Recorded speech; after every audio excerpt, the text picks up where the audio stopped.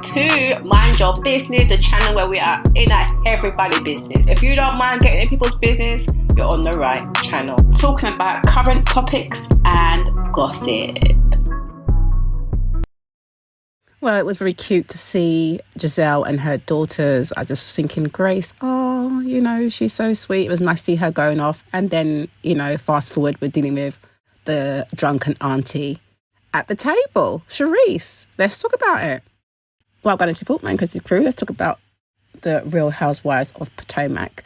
Now, this week, I thought it was all right, actually, because I thought it was good that we got to see Kiana's business. I thought that was good for her. Plug your business, girl. Do your thing.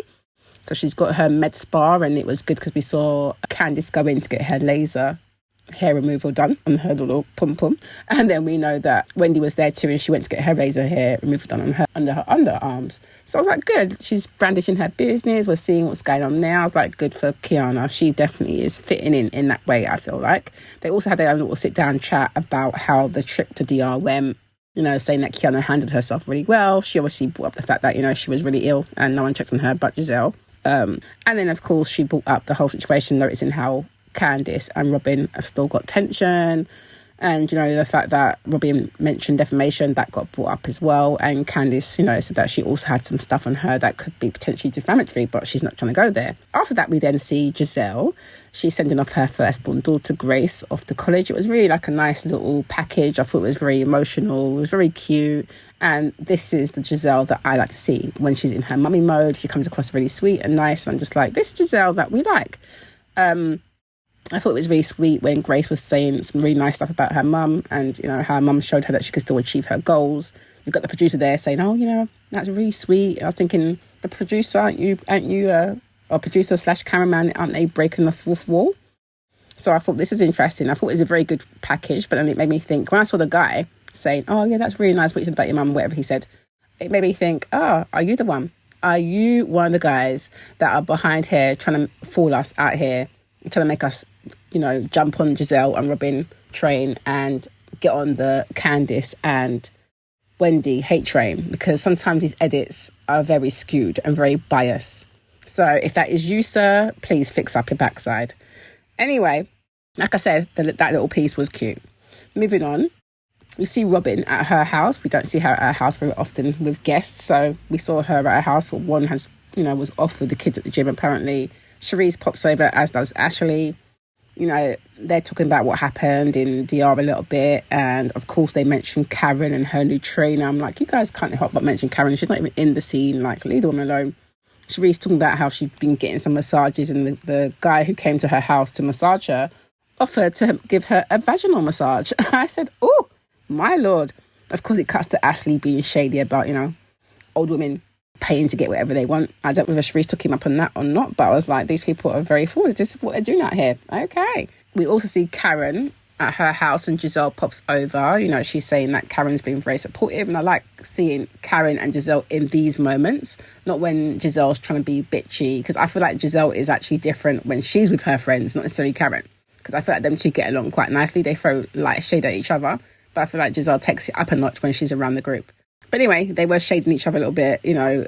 Karen just trying to be supportive because she knows that Grace has gone off to college, and she knows that Giselle's upset about it. So they had their own little kind of bonding moment. Of course, Giselle was trying to get her to come to Charisse's event, the crab boil, and Karen's talking about Ray's got allergic reaction. But that made me laugh because Giselle was like, yeah, that's not very true, because she's definitely been at the event before. And they flashed back to that. So I was like, Karen just don't want no parts of it because she's not in the woman. So she's like, no, I'm not in it. Giving her little excuse and just doing what she's got to do. But Giselle being messy, she's trying to wheel her in, saying, well, you know, Jacqueline's meant to be making an appearance there, so that could be interesting. It piqued her interest, but not enough. Now we get back to Charisse's house, her annual crab boil. I thought it was interesting because Robyn got there a bit earlier, so she's kind of helping her set up. I did catch the shade that Charrisse threw out at Karen and calling her the grand scam. I was like, what? Why are you throwing cheap shots at her? What is your issue? But we really know those two have issues going back. As far as she's concerned, that she has no issue. She thinks it's all with Karen. So, you know, I don't see that moving anywhere. They showed the flashbacks from what happened at Mexico last year. It's like, yeah, we don't need to be seeing these women behaving like this again. I thought it was quite interesting that they did flash back when she called her the grand scam. They flashed back to when Karen did attend with Ray, looking very happy to be there at this crab boil. So Robyn's like, oh, maybe it's a new allergy. Anyway, Robyn was very immature because the doorbell goes next. And why is Robyn saying, yeah, I'll grab the door? Then she hears Candice's voice, and then she quickly turns around and goes back, to what she was doing because she doesn't want to see Candice. I'm like, this is just absolutely foolishness. Then we see Jacqueline arrive, as in Mia's bestie, ex-bestie, current bestie again, and Kiana and Nneka turning up. Now, Nneka turning up really irked me because I'm like, why is she turning up with this stupid grand dame rubbishness that she was crowned? It's just like, that was on holiday, just dash with the whole thing. It's just foolishness. But no, she comes in her little crown and this stuff. She's just doing way too much. Karen isn't even there.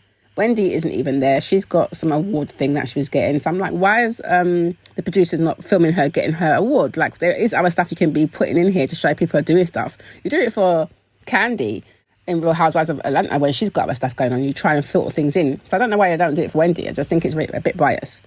By the by.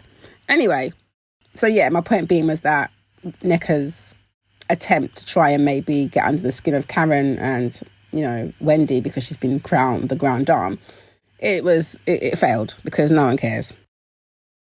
So besides that, what I thought was interesting was actually raining that day of her event, and I could see this gentleman walking the ladies up with the umbrellas.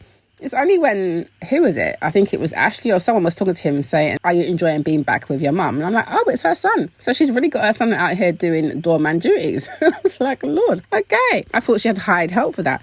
Anyway, the good thing that happened was that Jacqueline and Mia did have a sit down. I thought it was quite funny though when Jacqueline was, talking about what happened with her and Mia and called her evil. And then as soon as she called her evil, she walked in. It was like, oh, speak of the devil. So that just made me laugh. But it was good to see them go and sit down and try and hash out their situation. It only happened because Giselle was saying, Mia, you said that you guys were fine. And Jacqueline says, you're not quite fine. So, Mia was like, well, yeah, we had to have a conversation, not in front of this whole table. So Charrisse was like, go and sit down in my champagne room. They went downstairs, they kind of hashed it out. And we got to understand that, as Mia shared a couple episodes ago, that she did go through a sexual assault situation and she kind of blames Jacqueline. And she kind of blames Jacqueline because Jacqueline kind of left her there but didn't know that happened to her. And she shared that she didn't know that it happened to her until years later, which I think, has kind of lifted a little bit of doubt that Mia had. So it's good to see them. They try to hash it out. Jacqueline seemed like she understood it. We now know that they've definitely cleared the air because I have seen them post up on Instagram. Now, of course, it didn't go so well with Candice and Robyn. Why we're talking about them two again, I have no idea. Once again, it was thanks to Charrisse, actually. She brought it up saying, I noticed that you two didn't say hello to each other. And then Candice let it be known that she found out that Robyn had shared private text messages that she had between the two of them to a blogger/podcaster. I'm like, how messy. This is the same woman who has been moaning the whole season about how Candice has, done her wrong on social media and all this kind of stuff. When she was just, spewing her thoughts, she was talking about how she felt about things, not sharing actual private messages. Now, that to me is taking the piss. Robyn should definitely put her hands up for that. It even looked like Giselle was caught by surprise. As for Ashley, I feel like anytime there's an argument going on, Ashley feels like she needs to butt herself in. She needs to butt her big head out. I'm glad that Candice didn't even respond or acknowledge her. Kept it between her and Robyn. Robyn didn't acknowledge much, but said that, she was explaining that, they're not friends anymore. Like, you need to do that to a blogger? You do that with a podcaster? Like, you didn't need to do that. You could do that without having to share messages. I could understand why Candice was upset and felt like she was trying to bury her. It wasn't very friendly. I still feel like them two could have got past this whole social media situation. But doing the texts and all that kind of stuff, it's just adding more fuel to the fire. I can understand Charrisse trying to, broker peace, but it didn't work. And Charrisse was just giving very much drunken auntie out of control because when she was trying to get them to calm down, I said, Lord God, what is this woman? No, she just shouting, sounding like a complete lunatic, trying to hit the table. I was like, no, she's definitely drunk. She's had too much because this hollering is doing too much. It made me laugh though, because if you watch everyone's faces, they're all looking like, what the actual flip is going on? And then you've got Candice just scrolling through her phone because she's really said what she had to say, and then she gets up and excuses herself. She gets a bit emotional. Nneka goes to check on her, and she comes back in and says bye because she's got to go and catch a flight. But I just thought Charrisse, honey, it's interesting also because I feel like Charrisse is taking Robyn's side by saying that, she feels like social media has broken up their friendship. It has added to it, but obviously there was definitely issues. I feel like Candice took her stuff to the social media. That was her choice to do that. But I feel like, that's you just going to social media. People can pick it up, but you feeding a blogger texts and things like that, I feel like that's quite vindictive. And it's very interesting because when it comes to, Robyn's own personal stuff, she's pretty mute, I think it's interesting indeed because, she believes anything that her husband one tells her, but when it comes to her friendships, it doesn't seem like she offers them the same grace whatsoever. I do think that Robyn and Candice could have sorted things out, but I just don't see it happening.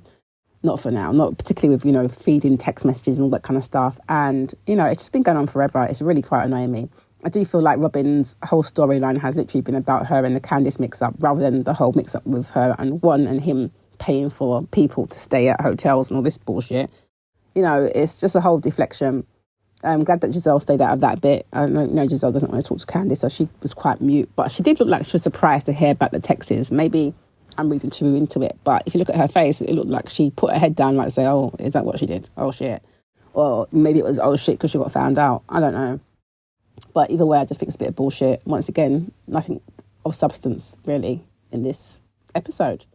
Just Auntie Charrisse breaking down like a drunken auntie. So that was that, really. But next week, it looks like we will get to see the scene that includes Deborah and some sort of altercation with either, is it Candice or Kiana? I'm not sure which one of them. But I know it was going around social media a little while ago. So it doesn't look like there's much footage there either, based on what they showed. But yeah, we'll see what they do show. It does feel like wrapping up to an end, and I hope that they are thinking about who they're offering contracts to next year. And I hope that Kiana is definitely on that list, because I feel like she's bringing stuff to the table and not just being messy like what Ashley is.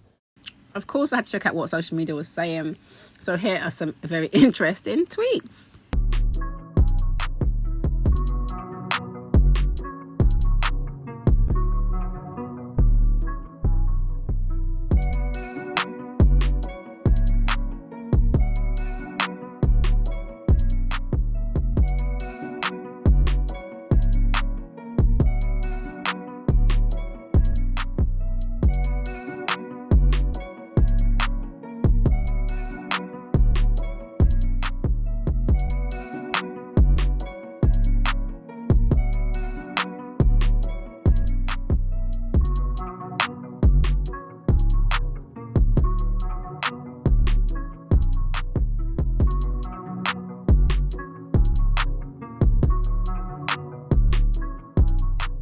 Anyway, guys, what do you think of the show? Do you feel like Robyn was wrong for what she did? She's trying to say that the blogger was her friend, but either way, I don't feel like I needed to share the text messages.